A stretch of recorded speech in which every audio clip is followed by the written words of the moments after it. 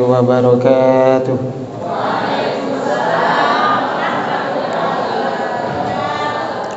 Alhamdulillahi rabbil alamin. Asyhadu an la ilaha illallah wahdahu la syarika lah. Wa asyhadu anna Muhammadan abduhu wa rasuluhu la nabiyya ba'dah. Allahumma salli wa sallim wa barik wa karrim ala sayyidina wa nabiyyina Muhammadin sallallahu alaihi wasallam. Amma ba'd.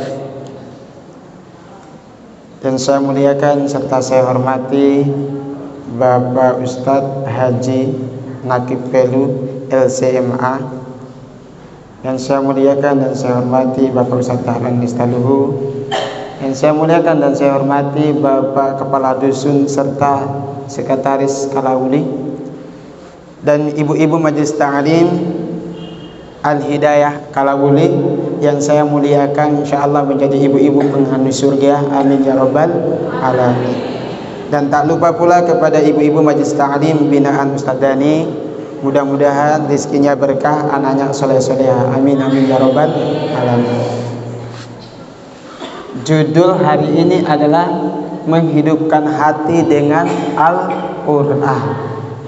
Hati-hati, jaga hati, karena hati itu gampang sakit hati. Betul gak sih? Yang pernah patah hati jangan menangis di sini. Pertama-tama kita bersyukur kepada Allah Subhanahu wa taala yang telah memberikan kita nikmat iman Islam yang lebih berharga daripada hartanya Qarun, daripada kerajaannya Firaun. Karena dua orang ini, satu Qarun punya harta yang banyak, Firaun punya kerajaan yang besar, tetapi sama-sama menyesal ketika tahu hidayah dan Islam itu berharga saat sakaratul maut. Maka hidayah, iman dan Islam yang Allah berikan kepada diri kita pribadi dan keluarga kita serta orang-orang yang beriman di atas bumi itu justru lebih berharga daripada harta dan jabatan. Mudah-mudahan kita semua imannya dibawa sampai masuk surga nanti, amin ya rabbal alamin. Yang kedua, salat dan salam kita aturkan kepada junjungan Nabi kita besar Muhammad sallallahu alaihi wasallam, karena beliau besok yang akan menolong kita. Maka tiada hentinya lisan kita untuk bersalat kepada baginda Nabi besar Muhammad sallallahu alaihi wasallam. Allahumma shalli ala sayyidina Muhammad. Allahumma shalli ala sayyidina. Jadi judulnya kita kembali lagi, menghidupkan hati dengan Al-Quran. Al-Quran salah satu namanya adalah cahaya, nur. Bagaimana hati sudah mati dihidupkan? Maka dihidupkan dengan Al-Quran. Ada seorang ulama mengatakan, carilah hatimu di tiga tempat. Satu, ketika kita baca Quran. Satu tempatnya ketika kita baca Quran. Yang kedua, ketika kita berada di majelis ta'lim, majelis zikir. Yang ketiga, pas katong sendiri atau lagi sendirian. Di situ letak hati kita. Posisi kita letakkan hati kita ini seperti apa? Orang baca Quran, dia fokus baca Quran atau dia pikiran ada utang di luar, atau ada masalah. Itu kalau lagi baca Quran. Atau dalam majelis zikir, hatinya seperti apa? Maka ketika hatinya terpaut dengan majelis zikir, maka karunia dari Allah Subhanahu wa taala. Kemudian posisi kita sendirian, ibaratnya gambarannya katong, kalau posisi sendirian gambar katong itu bayangkan lagi sendirian di kubur. Kalau sendirian berarti kita bayangkan, coba bayangkan lagi sendirian di dalam kubur. Katong punya hati dalam kubur, kira-kira akan bagaimana? Kira-kira katong di dalam kubur hati itu sudah seperti apa? Maka kalau kita sendirian, maka coba katong pikir tentang hati, katong pung hati ini suka marah orang, benci orang, atau suka cerita orang. Nah, dan buat ibu-ibu yang insya Allah dimuliakan oleh Allah Subhanahu wa Ta'ala, tolong ajarkan anak Al-Quran. Jangan ajarkan anak sifat dendam. Ajarkan anak sifat dendam, wariskan ke anaknya. Ibu punya masalah dengan orang lain, tapi anaknya dibawa ke dalam masalah ibu, kemudian diwariskan. Kira-kira ibu dapat pahala atau dapat dosa? Nah, maka kalau katong wariskan harus yang baik-baik. Jangan wariskan dendam. Wariskan wudu, ajarkan anak wudu. Wariskan bacaan Al-Quran, ajarkan anak baca Al-Quran. Wariskan anak sifat silaturahmi, jaga hubungan persaudaraan. Jangan dia tak salah dengan orang, oh dia itu tuh, jangan bicara dengan dia, buang muka dari dia. Ampun, muka pun mahal juga. Apalagi kalau sebuang muka berarti hatinya kok kotor. Kalau hatinya kotor, kira-kira mulia enggak di sisi Allah? Tidak mulia di sisi Allah. Nah, kalau kita ingin lihat, perhatikan diri kita mulia di sisi Allah, jikalau hati kita tidak kotor. Maka ibu-ibu yang dimuliakan Allah dan bapak-bapak, baca Al-Quran itu membersihkan hati. Al-Quran yang kita baca seharusnya bisa membersihkan hati. Kas ilang sifat dendam, kas ilang sifat suka cerita orang, kas ilang suka memaki orang, kas ilang tangan panjang, suka ambil barang orang. Itu seharusnya sifat Al-Quran itu seperti itu. Karena apa? Tahu Sayyidina Umar? Ibu-ibu, bapak-bapak kenal Sayyidina Umar? Sayyidina Umar itu khalifah yang kedua. Tapi Sayyidina Umar itu ingin membunuh Nabi. Seorang yang kuat, hebat, tapi ketika hatinya berduri dengan dengar Al-Quran, duri berbuah jadi bunga. Yang tadi benci berubah jadi cinta. Yang tadi ingin bunuh malah melindungi. Kenapa? Dia dengar bacaan Al-Quran. Toha ma anzalna alaikal Qur'ana litashqa. Tidaklah kami turunkan Al-Quran ini bukan buat katong hati susah seng, illa tadhkiratan liman yakhsha, kecuali menjadi pengingat bagi orang yang takut kepada Allah Subhanahu wa Ta'ala. Hadirin jamaah rahimakumullah, Al-Quran menghidupkan hati. Jadi katong hati yang tidur itu kas bangun dia dengan Al-Quran, kas hidup dia ulang. Jangan tunggu Ramadan baru baca. Jangan tunggu Ramadan baru baca. Kasen tunggu orang mati baru baca. Atau tunggu orang panggil pengajian baru baca. Jadi biasakan waktu kita ditemani Al-Quran. Kata Ibnu Katsir yang punya tafsir Ibnu Katsir, semakin dekat dengan Al-Quran, maka orang ini hidupnya semakin berkah. Seharusnya semakin dekat dengan Al-Quran, mestinya hidupnya semakin berkah. Tapi kalau dia semakin dekat dengan Al-Quran, dia bicara banyak pada laki. Saya apa kalau dia bicara para laki, kalau laki sen sholat. Nah, coba apa? Kalau ibu bicara para laki yang tar sholat supaya dia sholat, jangan apa-apa. Tapi kalau ibu bicara yang lain, berbeda. Maka Al-Quran, kalau kita semakin dekat dengan Al-Quran, hidup kita semakin berkah. Dan satu, anaknya insya Allah jadi orang yang baca Quran. Contoh, saya kasih contoh. Dalam keluarga orang dulu, kalau saya masih kecil itu kalau makan di meja makan, sing ada yang pegang HP, sing ada yang cerita. Itu orang dulu. Sekarang meja makan ada, nasi di makanan ada, tapi pegang HP. Suami cerita, istri pegang HP. Istri bicara, suami pegang HP.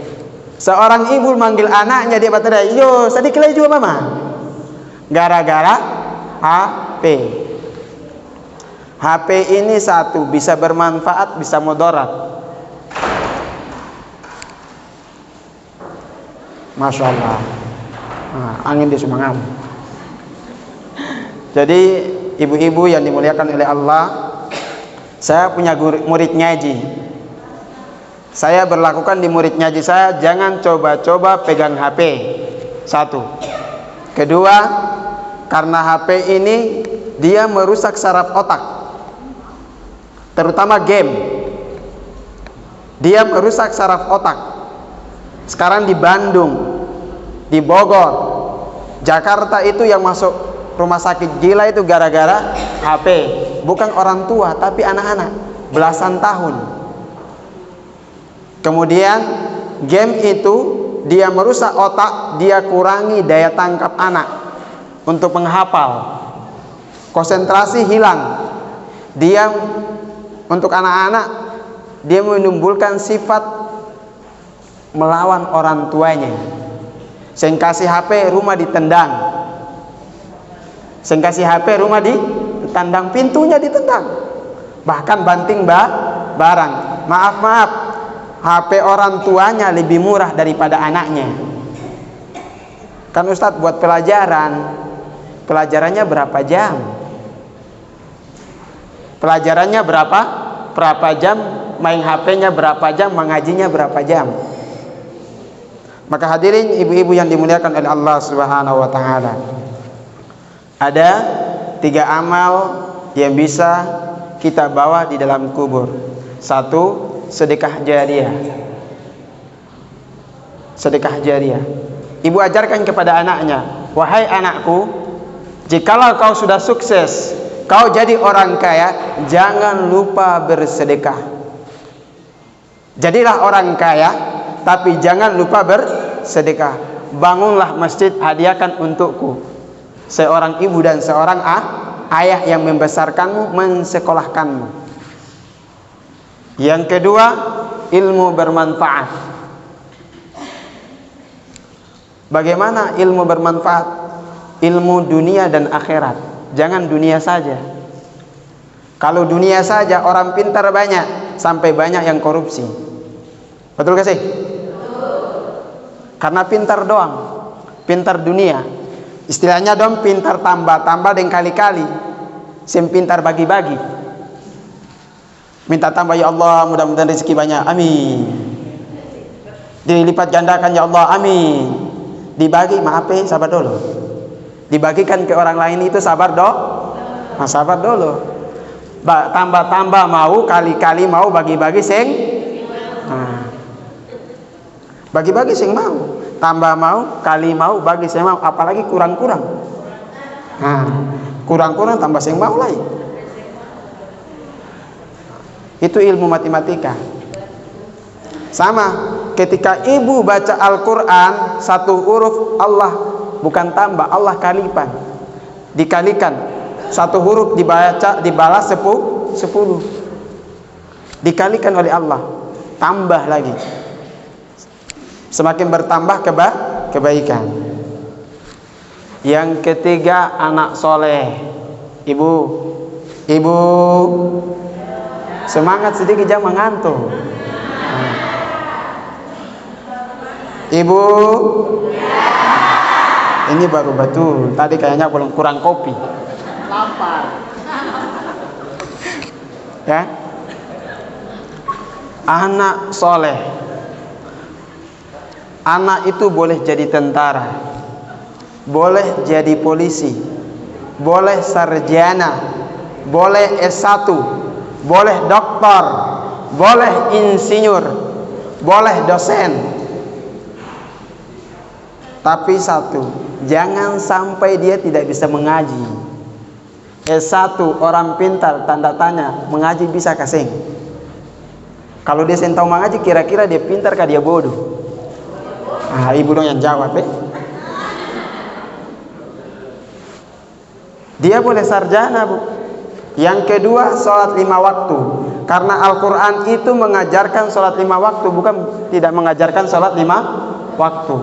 Kalau sholat 5 waktu, maka hatinya insya Allah bersih. Satu, wudu. Wudu itu bukan hanya membersihkan tangan, tapi membersihkan dosa. Tapi juga keberkahannya bisa membersihkan hati. Jangan dendam orang. Maka anak ini tolong diajarkan Al-Quran. Sholat 5 waktu. Saya kalau ceramah itu seperti ini sudah modelnya. Ibu-ibu sudah tahu. Gaspol. Orang tua itu bangga dikala orang tua itu wafat dan anaknya yang menjadi imam sholat jenazahnya. Betul gak sih? Kalau orang tua ada yang kata seumpama kita ini kemudian Allah panggil, orang tua wafat nih, laki-laki atau perempuan, kemudian yang jadi imam ini kamu punya anak sendiri, bukan bapak imam, bukan keponakan, bukan orang lain, tapi anak kandung yang kamu kas lahir dia, kas makan dia, kas sekolah dia jadi imam. Par kamu pun jenazah, kira-kira senang mana? Dia pun S1 kah dia pun jadi imam? Dia pun imam. Maka ibu-ibu yang dimuliakan oleh Allah Subhanahu wa taala, mudah-mudahan anak kita bukan sekedar S1 tapi bisa baca Quran. Bukan hanya sekedar seorang tentara yang menjaga keamanan negara, tapi dia bisa menjaga perasaan hati seorang ibu. Begitu juga bukan hanya seanak yang bisa menjadi seorang dokter, tapi dia bisa mengobati rasa rindu seorang ibu. Bukan hanya seorang anak yang bisa memberikan uang yang ibu minta atau bapak minta, tapi dia bisa memberikan doa yang terbaik, bacaan Al-Quran yang terbaik ketika kita sudah tidak ada di dunia. Maka hadirin jamaah rahimakumullah, mungkin waktu gak panjang ya, karena nanti bergantian.